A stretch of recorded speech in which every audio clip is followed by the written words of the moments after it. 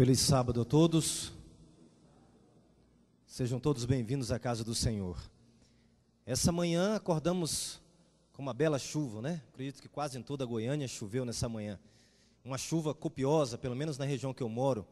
Eu pude ver aquela chuva caindo e ver como Deus é grandioso, é bom para com a gente. Além de nos dar tudo o que precisamos, nos manda uma chuva pela manhã para refrescar, para termos um dia alegre, feliz na sua presença e para nos motivar, não a ficar na cama deitados, mas para vir à igreja, amém? Que Deus te abençoe nessa manhã, te bendiga e que você possa sair dessa igreja, do encontro com o Senhor, melhor do que quando que chegou. Quero cumprimentar também os nossos amigos convidados que se fazem presente nessa manhã. Quero dizer-lhes que a nossa igreja está muito mais bonita com você aqui com a gente. E que não seja a primeira nem a última vez que você vem aqui, tá certo? Venha nas próximas programações, nos próximos sábados, você será sempre bem recebido aqui na casa do Senhor. Convido você a abrir sua Bíblia nessa manhã, no livro de 1 Reis.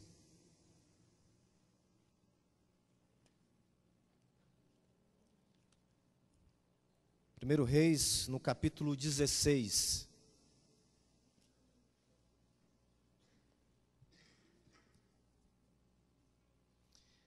Primeiro Reis, capítulo 16, vamos ler o versículo 29 até o versículo 33. Capítulo 16 de 1 Reis, versículo 29 até o 33. E Acabe, filho de Onri, começou a reinar sobre Israel, no ano 38º de Asa, rei de Judá. E reinou Acabe, filho de Onri, sobre Israel em Samaria. Quantos anos? 22 anos. Versículo 30. E fez Acabe, filho de Onri, o que era mal aos olhos do Senhor, mais do que todos os que foram antes dele. E sucedeu que, como se fora coisa leve andar nos pecados de Jeroboão, filho de Nebate, ainda tomou por mulher a Jezabel, filha de Etbaal, rei dos Sidônios. E foi e serviu a Baal e se encurvou diante dele. 32. E levantou um altar a Baal, na casa de Baal, que edificara em Samaria. Também Acabe fez um bosque, de maneira que Acabe fez muito mais para irritar ao Senhor, Deus de Israel, do que todos os outros reis de Israel que foram antes dele. Temos aqui um relato do povo de Israel, do rei Acabe. Para entendermos um pouco a história, durante 100 anos aproximadamente, o povo de Israel unificado o povo teve 3 reis. Primeiramente Saul, que foi o rei que o povo queria. Depois Deus ungiu a Davi, um rei que Deus escolheu. E o terceiro e último rei, Salomão, filho de Davi. Durante o reinado desses 3 reis, que contemplam um período de 100 anos, o povo de Israel viveu unificado, unido. Mas no final do reinado do rei Salomão, o último rei mencionado, houve uma guerra civil. E aqui o povo de Israel se divide em 2 partes. De um lado, o reino do norte, foi para Samaria, sua capital. Do outro lado, o reino do sul, como sede em Jerusalém, Judá. E houve essa divisão. E aqui, quando lemos esse relato bíblico, nós encontramos aqui, estamos falando de um reinado do reino do norte, do povo de Israel, com a sua sede na capital ali de Samaria. E nesse momento encontramos aqui o seu rei Acabe. Nesse período de separação, 200 anos se seguem no reino do norte, o povo de Israel. 19 monarcas governaram o reino do norte. E olha que interessante, dos 19 reis que governaram o reino do norte, Israel, nenhum serviu a Deus.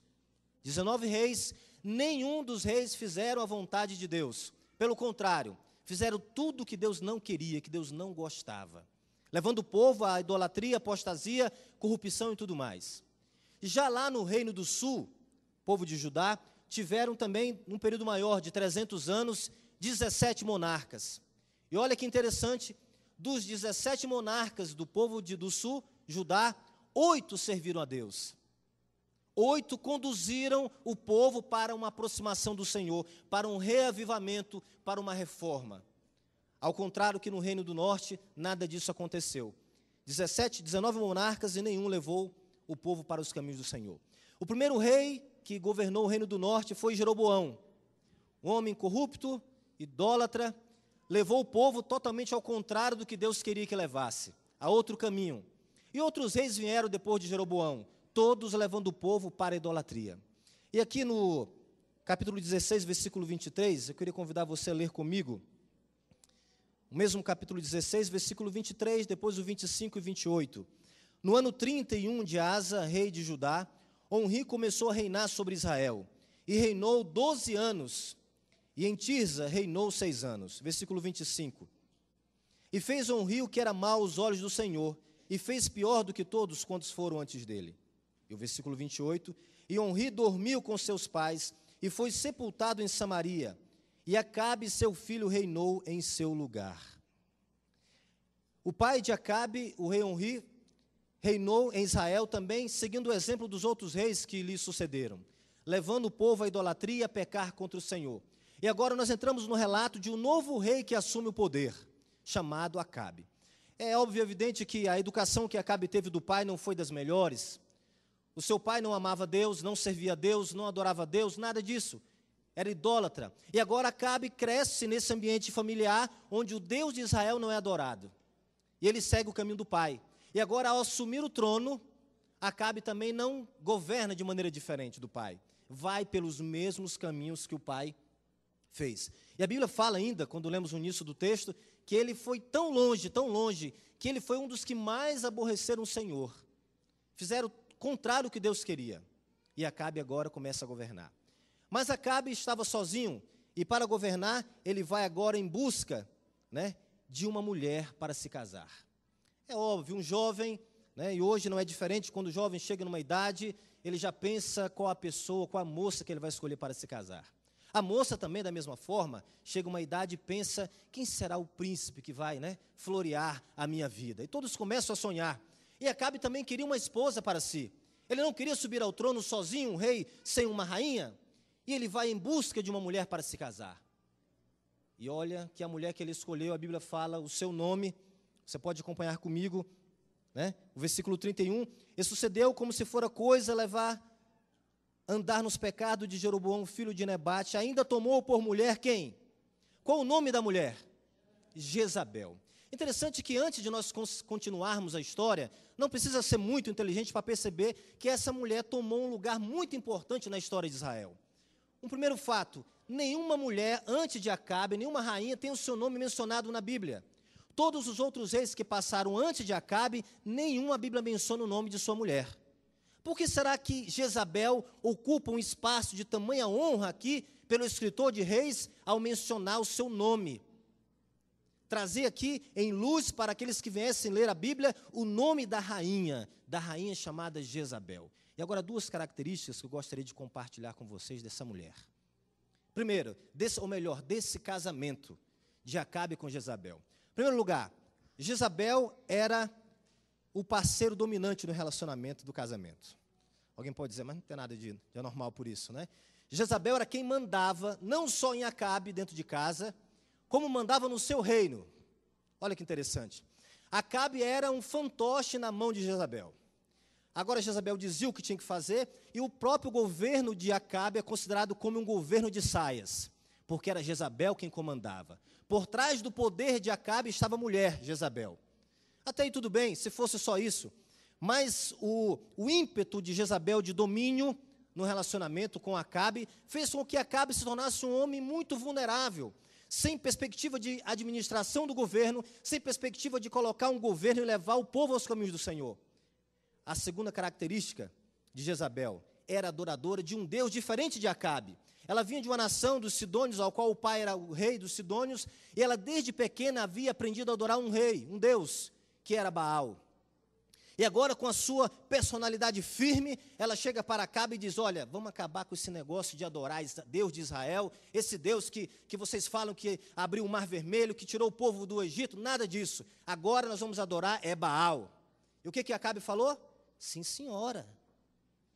Acabe era dominado, pela mulher Jezabel. E os estudiosos aí, os conselheiros matrimoniais, dizem que há 3 tipos de relacionamento, Há 3 tipos de relacionamentos entre os casais. O primeiro é o varão. Ele manda e ela não. Esse é o primeiro. O segundo é varela. manda ele e manda ela. Bom, né? E o terceiro é varunca, manda ela e ele nunca.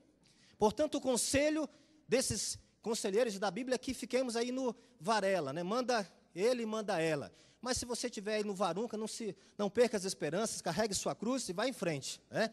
Faça como Acabe. Acabe era o relacionamento varunca, ela manda e ele nunca. E Acabe fazia tudo o que Jezabel mandava fazer. Eu fico olhando, será que se Acabe tivesse um pai cristão, uma mãe cristã que pudesse auxiliar na escolha da mulher, será que poderia ser diferente? Com certeza. Eu olho hoje para os jovens que estão na idade de casar, né? E há muitos anos atrás, a Tatiara pode me ajudar, na época de Sócrates, de Platão e outros mais, os jovens iam sentar-se ao lado de Sócrates para ouvir o que Sócrates ia ensinar. Cabeça branca, velho, eles iam tomar lição com Sócrates para aprender da vida. Hoje, quando vemos uma pessoa de cabeça branca, o que falam os jovens? Sabe nada, né? O que esse velho pode me ensinar? Eu estou avançado no meio da tecnologia, ele não sabe nem o que é computador, o que ele pode me ensinar? Será que é assim? Veja como as coisas mudaram de posição. Acabe escolheu uma mulher segundo os seus olhos. Ele não tinha um pai cristão para orientar, mas hoje muitos jovens têm pais cristãos orientando. Eu me lembro da história, podemos nos remeter à história de Isaac. Isaac, da minha idade, quase 40 anos de idade, foi quando se casou. E o velho Abraão, sábio, experiente, olhou para Isaac e falou: filho, eu vou arrumar uma mulher para você se casar. Tinha perdido a mãe, Sara, estava naquela solidão, aquela tristeza em casa. Abraão fala: filho, eu vou mandar buscar uma mulher para você. Isaac podia ter falado: mas pai, que isso, né? Eu sou jovem, eu sei escolher uma mulher para mim, deixa que eu resolvo isso aí, não é para o senhor resolver. Isaac não falou nada. Abraão mandou chamar o seu servo e fez ele jurar com a mão debaixo da coxa e diz: olha, você vai lá na minha terra e traga uma mulher com essas características que sirva ao Senhor para ser a mulher de Isaac. Ele foi lá, conhecemos a história, escolheu a mulher que o seu nome era Rebeca. E quando diz a Bíblia que Rebeca se aproximou dos campos, Isaac a viu de longe, e quando se aproximou, se encantou com a beleza de Rebeca. Como é que Abraão tinha acertado em cheio escolher uma mulher tão linda como Rebeca para o filho? E hoje os filhos olham para os pais e não aceitam a interferência dos pais. É óbvio que hoje nenhum pai, Onofre, eu e outros, não vão aí buscar uma esposa para os filhos lá na nossa terra. Mas quando o filho chega em casa com a moça, ou quando a moça chega em casa com o rapaz e fala: pai, mãe, esse aqui é o Joaquim, né? É o meu namorado. Ou então chega aqui: essa aqui é a Francisca, minha namorada. Os pais olham, né? Depois que eles saem, vão lá, puxa antecedentes criminais, puxa a genealogia da árvore, puxa tudo, tem o histórico da pessoa. Depois que volta alguns dias, os pais chamam os filhos e falam: filho, é o seguinte, a Francisca não serve para você. Mas pai, por quê? Olha, eu já levantei toda a ficha, não serve. Chega para a filha e fala: olha, filha, o Joaquim não serve para você. E o que os filhos fazem? Fazem como Isaac? Tudo bem, pai, o senhor falou. Quem sou eu para discutir, né? O senhor conhece muito mais que eu. É assim que fazemos?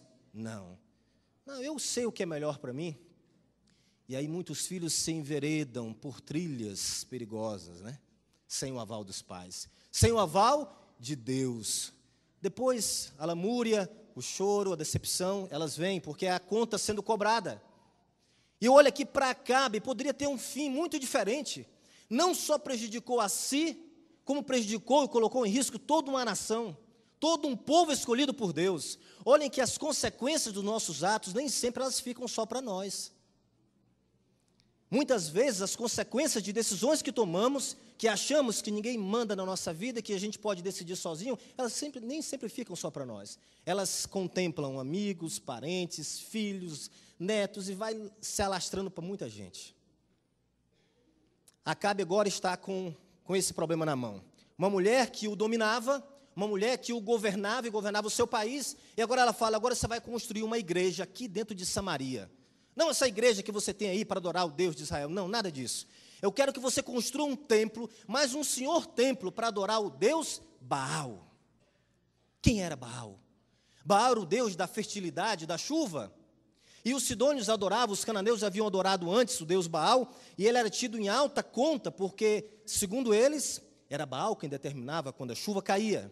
Era Baal que determinava se a colheita seria boa ou ruim, se seria próspera ou não, porque ele mandava chuva. Era Baal que determinava a fertilidade de todos os povos, portanto Baal era um Deus poderoso. Errado. Era o Deus de Jezabel, e agora Jezabel impõe a observância do povo de Deus para adorar esse Deus, esse ídolo aí que ela tinha adquirido. Lá vai Acabe, sim senhora, eu vou construir a igreja que você está mandando eu fazer. E fez lá a igreja para Baal. E o povo agora começa o quê? A adorar a Baal. Olhem que situação. Conduz não só a si para o precipício, mas leva consigo uma nação que Deus escolhera para ser o povo escolhido de Deus.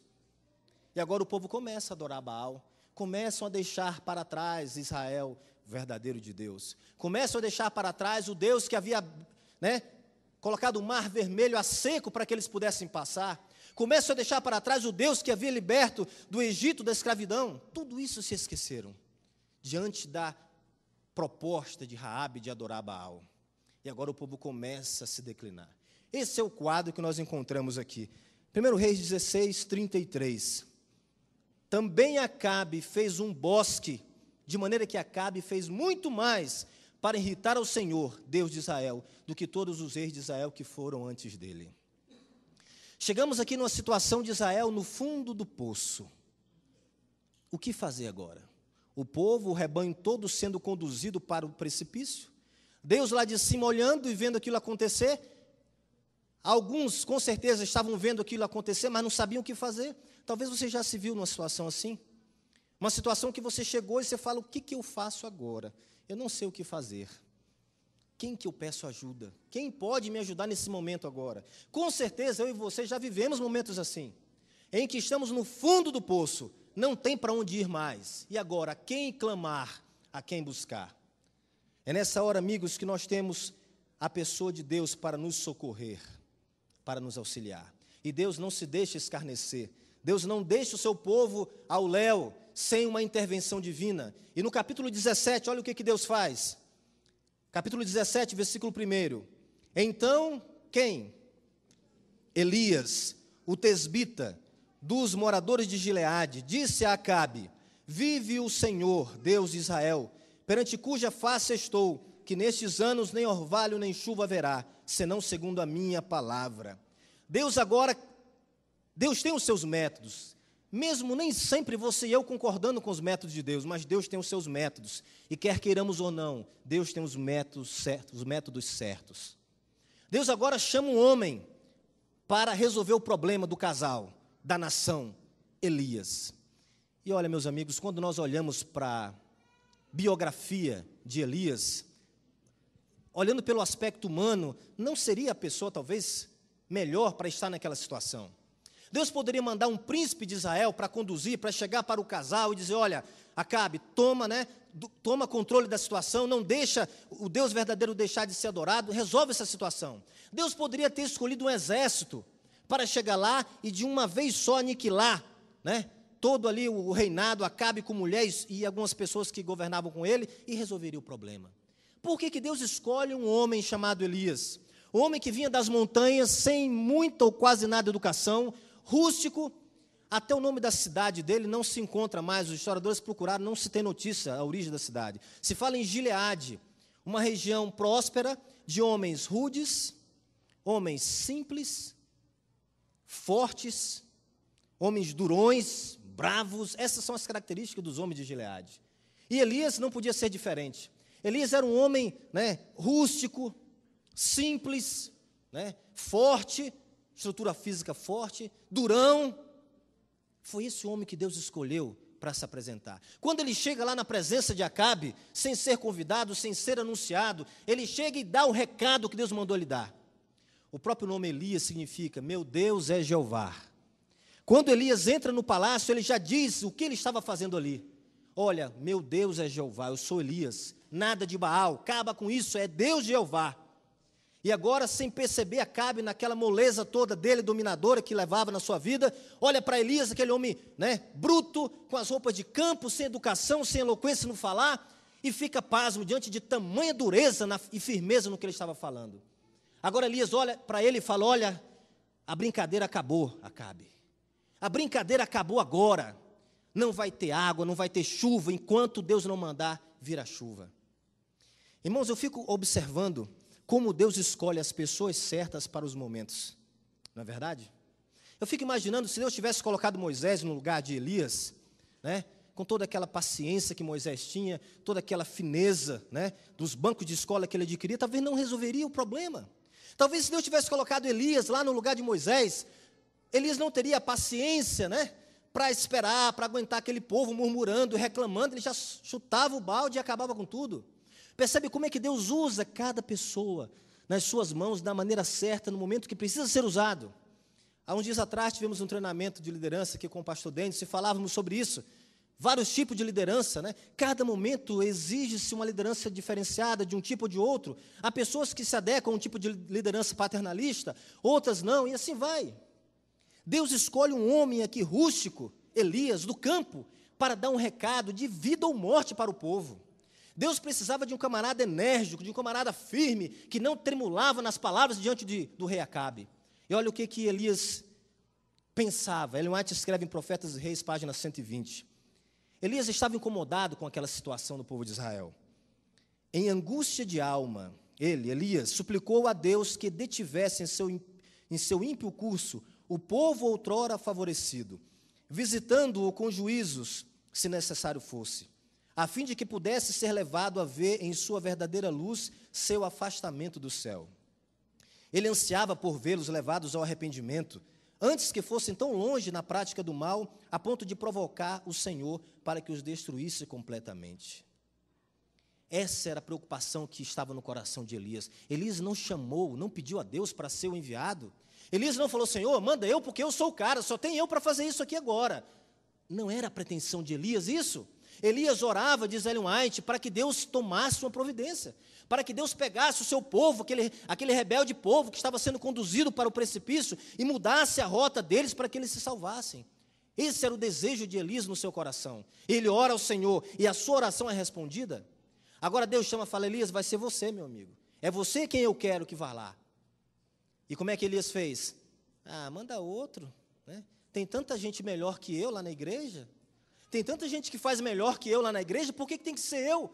Esse ano eu tenho muitos projetos, tenho faculdade, tenho cursinho, tenho trabalho, eu não tenho tempo para me dedicar na igreja esse ano. Foi assim que Elias falou? Não. Elias não pensou. Sabe por quê? Porque Elias era um homem acostumado a ter um relacionamento com Deus, a ouvir quando Deus falava no ouvido dele as coisas e obedecer. Isso pode acontecer com você também, isso pode acontecer comigo, quando nós nos colocarmos nos pés do Senhor, nessa maravilhosa jornada que o Onofre colocou aqui das 40 madrugadas, é o momento que eu e você teremos de ter nas primeiras horas do dia um encontro com o Senhor, para quando Ele falar com você, você não ficar discutindo, achando alternativa, ouvindo vozes que não devem ser ouvidas, e deixa de ouvir a voz do Senhor. Você pode ser igual a Elias, sim, basta você querer. Elias, quando viu o chamado do Senhor, ele foi. Ele podia ter dito, mas Senhor, eu não sei nem falar direito, eu sou tão bruto, eu sou tão ignorante. Olha, a turma da minha cidade, todo mundo já sabe como é que nós somos. Não questionou, sabe por quê? Porque quando Deus chama, Deus capacita, Deus habilita, Deus dá um jeito, mas resolve a situação. Uma coisa é certa, quando Ele chama você para um trabalho, Ele sabe do que você é capaz ou não é. E é por isso que Ele te chama. Portanto, doravante, nunca recuse o chamado do Senhor.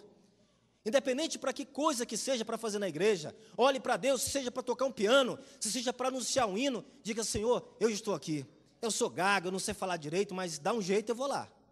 Assim que Elias se comportou, é assim que os fiéis, filhos de Deus, nos últimos dias deverão se comportar.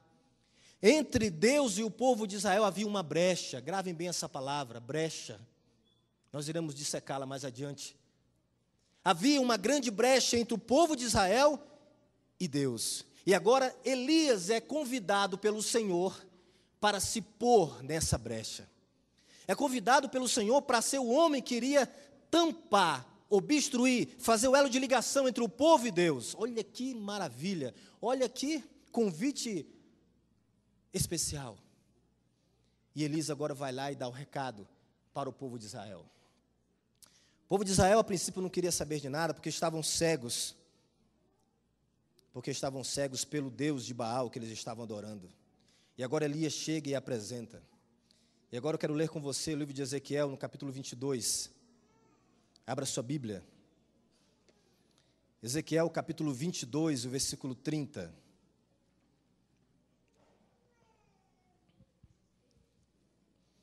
Ezequiel 22, o versículo 30. E busquei dentre eles um homem que estivesse o quê? O que diz a sua Bíblia? Versículo 30 do capítulo 22 de Ezequiel. E busquei dentre eles um homem que estivesse o quê? Tapando o muro. E estivesse aonde? Na brecha, perante mim, por esta terra, para que eu não a destruísse, mas a ninguém achei. Ezequiel, aqui, muito mais na frente do tempo que estamos estudando, inspirado por Deus, disse essa mensagem. Deus procurando um homem para fechar uma brecha que estava aberta, mas Deus procurava e não encontrava. O povo de Israel, nesse momento de Acabe, e depois, futuramente, no momento de Ezequiel, estava num problema que não tinha ninguém para fechar a brecha. E Deus agora chama Elias para isso. Quando a gente pesquisa no dicionário a palavra brecha, nós encontramos abertura, fenda, um racha. Esse é o significado. Esse é o significado de uma brecha, de um espaço, de uma entrada. E aqui Deus sai procurando alguém, um homem, para que feche, para que se coloque na brecha. O povo de Israel iria para o cativeiro. No ano 722, o povo de Israel foi levado pelos assírios capturados. Mais na frente, 586, o povo de Judá, do Reino do Sul, foi levado pelos babilônicos.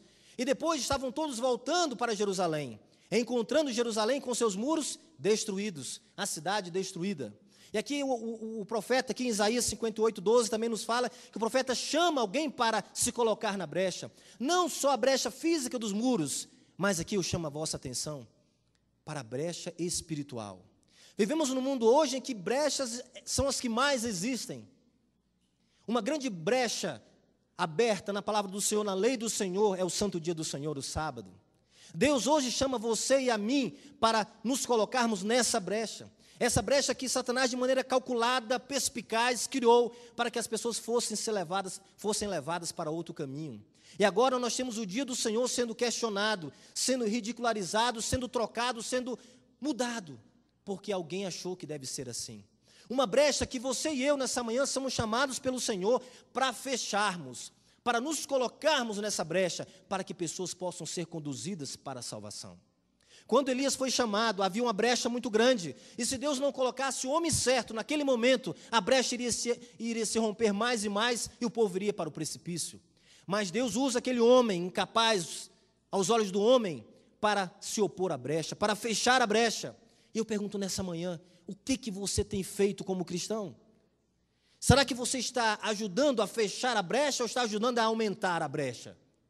Qual tem sido o teu papel na tua vida como cristã? O sábado é uma brecha que o inimigo abriu para desviar pessoas do céu. Mas temos mais, a moralidade. Como está o nosso mundo? Como está a moralidade do mundo? A TV tem ensinado para os nossos jovens, nossos filhos, até para velhos que estão aí loucos para assistir, o que é moralidade. Ela ensina, a ponto de que até o mais fraco em termos de moralidade, de entender, vai lá e diz, não, isso aqui nós não podemos assistir mais. E as revistas estampam, não, agora não precisa se preocupar porque as pessoas sabem o que é certo e o que é errado. Não precisa botar nada de intervenção, de censura, porque vai chegar um momento que a sociedade vai dizer, não, isso aqui não serve para nós. Mas que momento é esse? Aonde nós chegamos, em rede nacional, coisas que vêm sendo apresentadas, brechas que o inimigo tem aberto, e agora eu pergunto, onde está o cristão para fechar essa brecha? Para dizer o que é moralidade, para ensinar conforme a Bíblia o que é moralidade. Ética cristã, e aí vai, vestuário, que brecha o inimigo tem colocado dentro do povo de Deus, dentro do arraial de Deus? Nossas filhas, nossas mulheres estão se vestindo como as mulheres de Baal. Brechas que deveriam ser fechadas estão sendo abertas cada dia mais dentro da igreja. Ah, mas não vem me falar de vestuário, porque vestuário não salva ninguém. Brechas que estão sendo abertas, lugares que o inimigo tem entrado de maneira perspicaz, e nós não estamos percebendo. Ah, todo mundo usa, todo mundo pinta, todo mundo faz, todo mundo está usando, por que não posso usar? Brechas que nós poderemos ser levados por elas, não para o caminho que conduz à salvação, mas para a perdição. Fique atento a isso. Deus quer te usar como moça, Deus quer te usar como rapaz, para se opor, para tampar, para fechar essas brechas que o inimigo tem criado. Mas eu fico triste, quantas vezes vemos acontecer o contrário? Nós que deveríamos ser a luz do mundo, o sal da terra, estamos nos comportando como os adoradores de Baal, e está tudo bem. Elias foi duro. Elias foi direto ao assunto, colocou o dedo na cara de Acabe e diz: olha, aqui não vai mais acontecer isso. Acabou a brincadeira, porque Deus está mandando, Deus está falando. E fez um despertamento geral dentro da nação de Israel, para que o povo acordasse para a vida, para que o povo acordasse para o estado de morte espiritual que eles estavam. E nós conhecemos o resto da história, não vamos estudar nessa manhã o milagre que Deus fez no povo de Israel. Nessa manhã, eu pergunto a mim e a você também: o que Deus precisa fazer na tua vida e na minha, para que nós possamos ser verdadeiros cristãos? Fechando brechas, roturas. Deus procurou um homem e não estava achando um homem. Será que se Deus chegasse nessa manhã na igreja do Coimbra e dissesse: eu preciso de um homem que feche as brechas que o inimigo tem aberto pela cidade, pelo mundo, será que Deus poderia contar comigo? Será que Deus poderia contar com você? Deus usou muitos homens no passado. Martinho Lutero, aos 17 anos, foi levado para o monastério para ser monge. Os pais haviam preparado desde pequeno: você vai ser um monge. E quando tinha 17 anos, conduziram ele lá para o monastério, para que ele servisse ao Senhor. Estava sendo preparado. Deus preparou aquele rapazinho, aquele jovem, não do jeito que ele pensava que deveria ser, mas Deus tinha os seus métodos. E Martinho Lutero foi uma luz naquela ocasião no mundo de trevas. Fechou as brechas que haviam e foi valente como Elias e apontou o dedo para o pecado e diz: aqui não. Queridos amigos, nessa manhã, a mensagem que eu trago para mim e a minha família em primeiro lugar, e para você, é que possamos dar o sabor certo onde estamos. Há um pensamento de um escritor que ele diz: Deus está buscando homens e mulheres cujos corações estejam completamente entregues a Ele, que não se misturem com o cenário à sua volta. Muitas vezes nós estamos nos confundindo com o cenário que está do nosso lado, né? Eu sou cristão, mas o cenário ele interfere em mim. O ambiente em que eu vivo, ele consegue me mudar. E eu sou igual o camaleão, sou um crente que me adapto, né, ao cenário que eu estou vivendo. O meu desejo de oração nessa manhã, e nesse momento nós vamos ouvir uma música. Eu queria que você meditasse nessa música e tomasse um desejo no seu coração de: Senhor, se até agora eu fui aquele crente meia tigela, aquele crente que na igreja eu faço assim, lá fora eu faço assado, não tenho um compromisso com o Senhor. O que eu falo nessa manhã é porque Deus está voltando. E quando Ele voltar, meus queridos, não haverá desculpa. Ah, Senhor, eu fazia porque todo mundo fazia. Eu comia porque todo mundo comia. Eu achava que não tinha problema. Não vai ter essa desculpa. A Bíblia fala que quando Deus voltar, todos nós teremos que nos apresentar diante do juízo de Deus. Isso não é para amedrontar ninguém, para pôr medo, muito pelo contrário. Teremos um juiz justo, maravilhoso, que nos ama. Mas precisamos tomar a decisão de que lado que nós queremos estar. Se nós queremos tapar as brechas ou queremos abrir mais as brechas do pecado. E quantas vezes nós estamos vendo os nossos filhos, os nossos jovens fazendo o contrário. Até pessoas mais experientes na igreja fazendo o contrário. Não estão fechando brecha nenhuma, estão abrindo. O Senhor nessa manhã te convida a tomar uma decisão com Ele e dizer: Senhor, a partir de hoje eu quero ser um cristão autêntico. Não porque você vai usar suas próprias forças e habilidades que você vai conseguir isso. Não. A graça de Cristo está à tua disposição. Ellen White nos fala que se nós tomarmos posse da graça de Cristo, do poder do Senhor, nada nos vencerá, nada. E a sua graça está disponível para você e para mim, basta você tomar posse. Então diga para o seu: Senhor, até agora não foi muito bem, tive muitos problemas, eu quero melhorar. Usa, Senhor, a minha vida, transforma o meu coração, deixa eu ser uma pessoa diferente, deixa eu ser um servo do Senhor como Elias foi. E olha, você não faz ideia de tantas coisas que Deus tem preparado para fazer nesse mundo, nesse setor, nesse bairro, através de você. Eventos finais, Ellen White fala que nós somos os vasos, mas muitas vezes nós estamos com a boca do vaso virada para onde? Para baixo.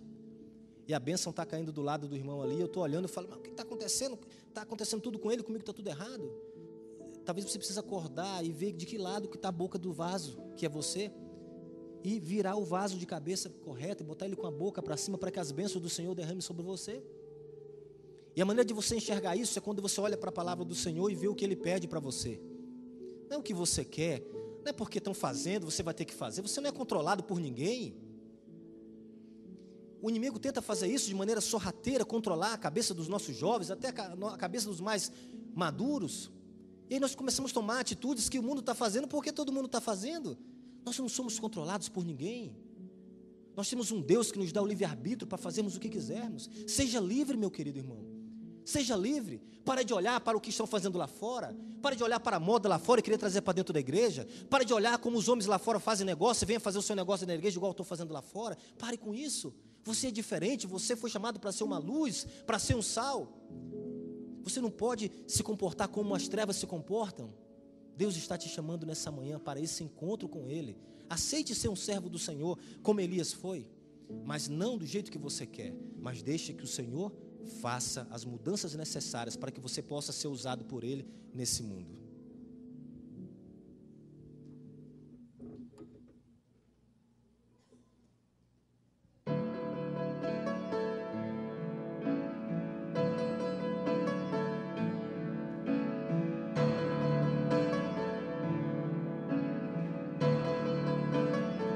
Estou aqui,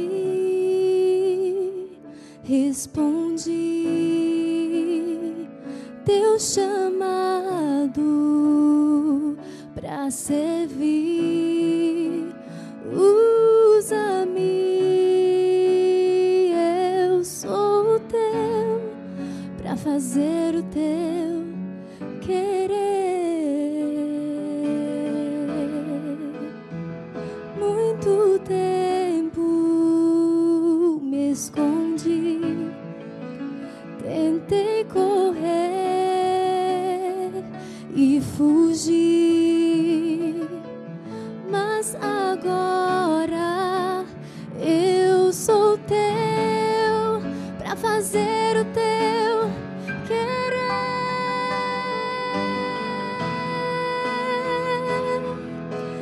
Eu quero ser um servo teu, cheio do teu poder. Usa-me, Senhor, em teu louvor, como vaso em tuas mãos.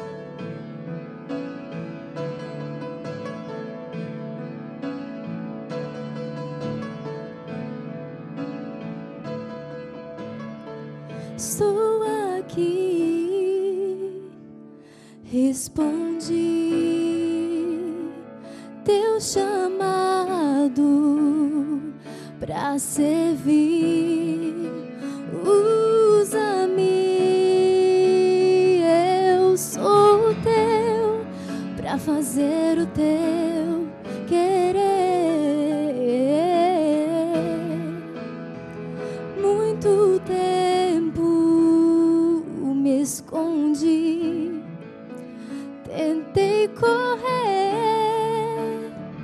e fugir, mas agora eu sou teu para fazer o teu querer.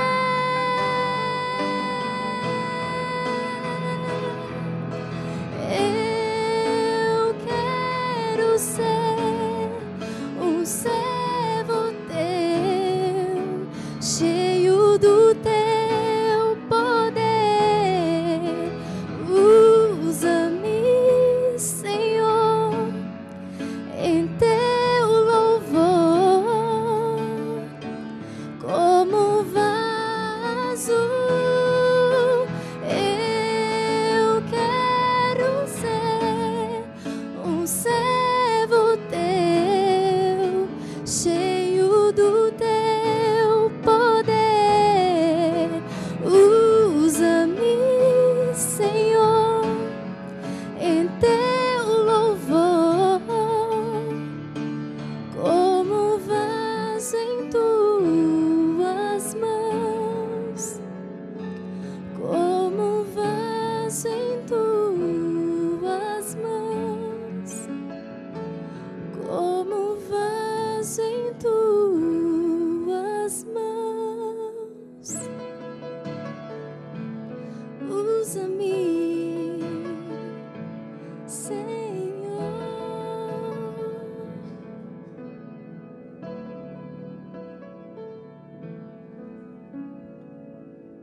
Amém? Leve essa canção para casa. Que maravilha, né? A mensagem dessa música, tudo que nós falamos aqui nessa manhã. Usa-me. Nessa manhã eu gostaria de fazer queria orar por 2 pedidos especiais. O Pedro Henrique vai apresentar a monografia na segunda-feira. Vai com Deus, Pedro Henrique, Deus vai te conduzir. Vai fazer lembrar tudo que você estudou. Eu queria que vocês orassem comigo também pelo Pedro Henrique, para que Deus possa usá-lo na segunda-feira, ele possa ter sucesso na sua jornada. Outro pedido que eu gostaria de orar nessa manhã com você, pela nossa querida irmã Nair e a Cristiane. A irmã Nair perdeu o esposo essa semana, a Cristiane o pai, e vive aquele momento de perda, de dor, que muitos aqui já viveram. Eu queria que o Espírito Santo confortasse o coração delas. Queria que você orasse na sua casa por elas, para que elas possam, nesse momento de dor, de perda, se agarrar na promessa do Senhor. Ao abrir e fechar os olhos, seremos transformados, iremos ter com o Senhor nos ares. Assim como você está, pode ficar assentado, depois nós vamos cantar o hino final. Queria que você fechasse os olhos, pensasse nessa decisão que você tomou nessa manhã, de ser um servo do Senhor, de deixar o Senhor te usar para fechar as brechas que o inimigo tem colocado na nossa vida. Pai de amor, é com alegria no coração, Senhor, que nos direcionamos a Ti, porque És um Deus de amor, de graça e de bondade. Sabemos, ó Pai, quantas vezes temos caído, temos sido fracos como cristãos, e, portanto, queremos Te pedir, ó Pai, que venha até nós nos usar. Que Teu Espírito Santo, Senhor, faça as mudanças necessárias em minha vida que precisam ser feitas, para que essa luz que eu quero ser, esse sal que eu quero ser, possa realmente dar o sabor, dar a claridade que o mundo precisa. Quero Te pedir pelo Pedro Henrique, Senhor, esse desafio que tem, na próxima semana, use-o, dê o conforto, a tranquilidade para ele. Te peço pela irmã Nair, pela Cristiane, nesse momento de dor, de perda, que a Tua palavra seja um bálsamo para confortar o coração delas. E elas possam também sentir em nós, como seus irmãos, esse conforto, esse amor, esse carinho, para que juntos possamos aguentar mais um pouquinho essa jornada que está pela frente até Tu voltares. Perdoa, Pai, as nossas fraquezas, os nossos pecados, e nos prepara para o grande encontro contigo. Que eu e cada um de nós que estamos aqui nessa manhã possamos ser verdadeiros Elias nessa cidade e proclamar a Tua mensagem ao mundo. Em nome de Jesus. Amém, Senhor.